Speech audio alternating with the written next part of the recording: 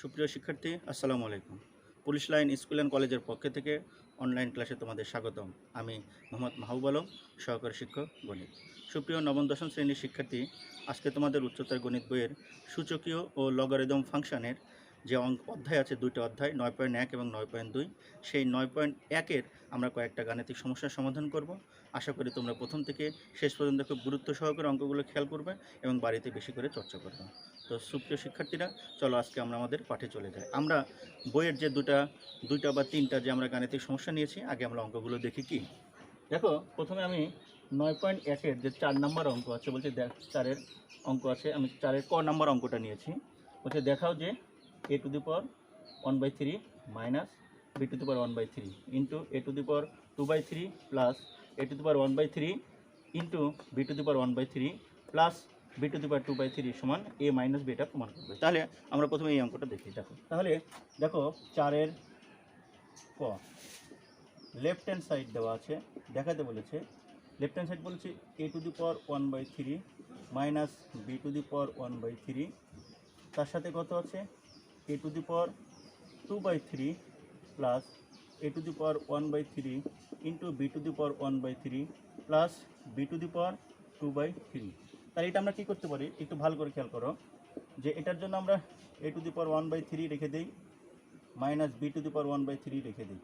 এখানে একটু ক্যালকুলেশন করে যায়, কী করে যায়, a⁴ তারপরে দেখো স্কোয়ার লিখলাম, plus a⁴ into b⁴ plus b⁴ তারপরে আবার স্কোয়ার লেখা যায়। এখন দেখো, আমরা যদি একটা সূত্র জানি, দেখো বীজগণিতের আমরা একটা সূত্র জানি, a³ মাইনাস b³ এটা সমান সমান লিখতে পারি a minus b into a square plus ab plus কত বি স্কোয়ার।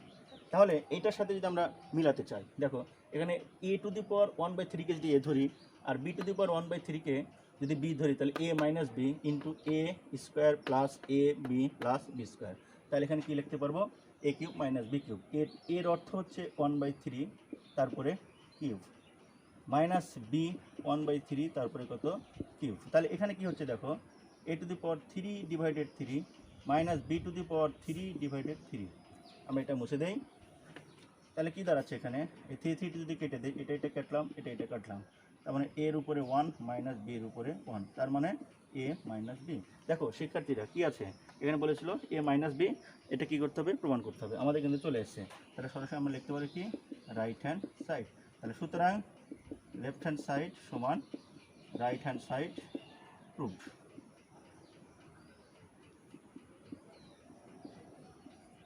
আশা করি অঙ্কটা বুঝতে পেরেছ। এবার আমরা খ নম্বর, দেখো 5 নম্বরের অঙ্ক আছে, 5-এর খ সরল, এই সরল অঙ্ক আমরা এখন করব। এটা আমরা মুছে দিই।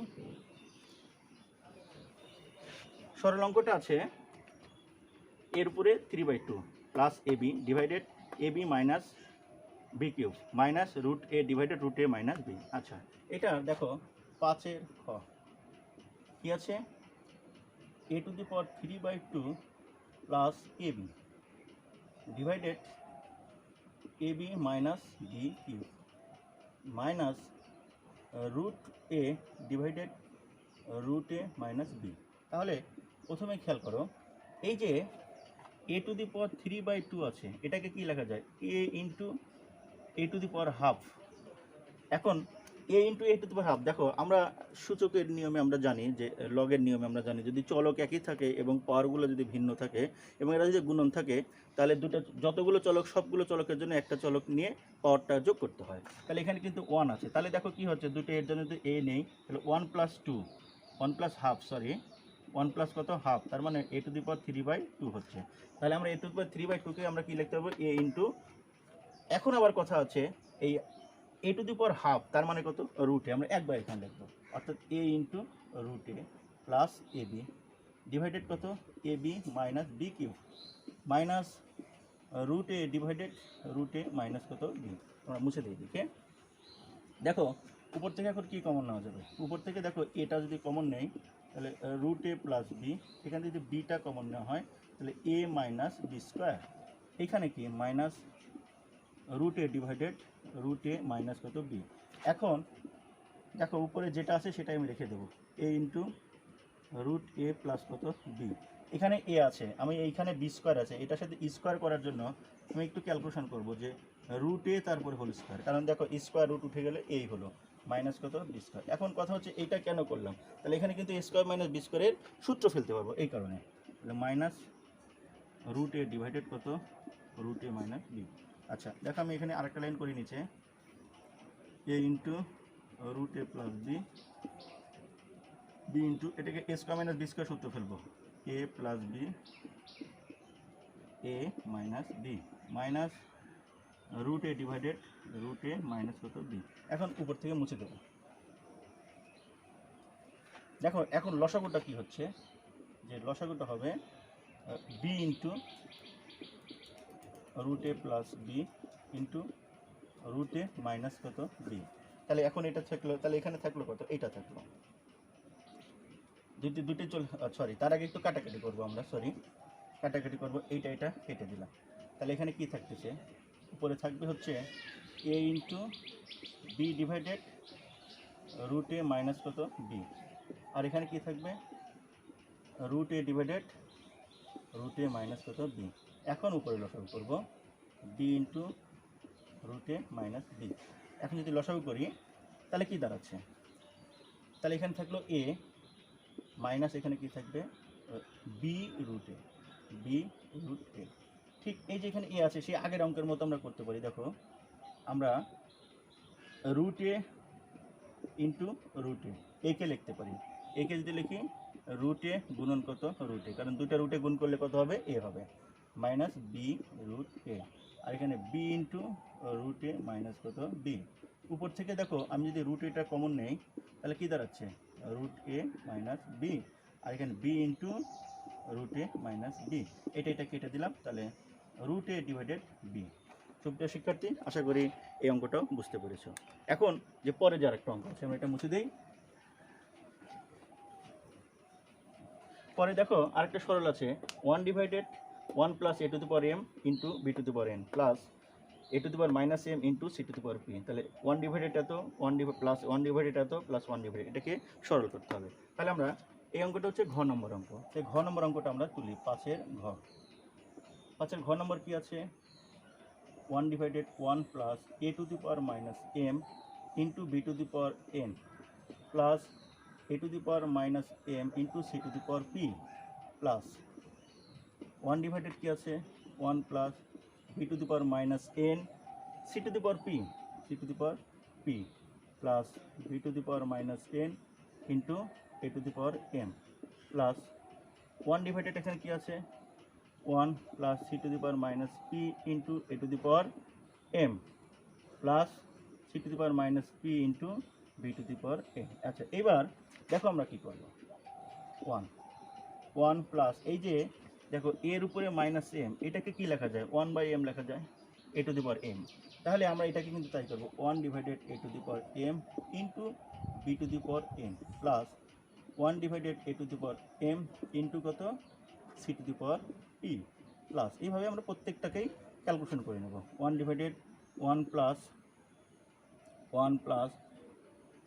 1 divided b to the power n into C to the power P plus আমরা কি 1 divided b to the power n into A to the power M plus এই অংশটা আমরা নিচে লিখলাম কি আছে 1 plus 1 divided C to the power P into A to the power M plus 1 divided C to the power P into B to the power N. এবার কী করবো দেখো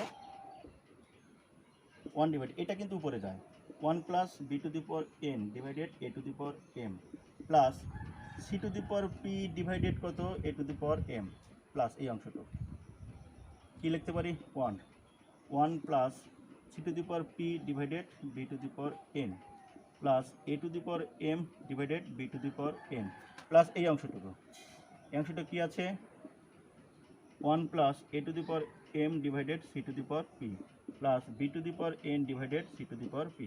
সুপ্রিয় শিক্ষার্থী কী করেছে এটা শুধু এই যে ইনভার্স ছিল এটাকে নিচে নিয়ে এসেছে। এখন দেখো 1 এই দেখো এই নিচের অংশটুকু হরের যে অংশটা এটা লসাগু করা যায়, লসাগুটা কী হবে a to the power m সাজায় লিখি a to the power M plus B to the power N plus C to the power P plus দেখো এইখানে লসাগু কী হচ্ছে এখানে নিচে হরের লসাগু হবে বি টু দি পাওয়ার কত B to the power N, তাহলে কি দাঁড়াচ্ছে B to the power N plus C to the power P plus কত এ টু দি পাওয়ার এম। তারপর এখানেও কিন্তু হচ্ছে 1 ডিভাইডেড লসাগুটা কত c to the power P, তাহলে কত হবে c to the power P plus A to the power M plus কত B to the power m. এবার উপর থেকে আমরা একটু মুছে দেবো। দেখো অঙ্ক আমাদের প্রায় শেষের দিকে।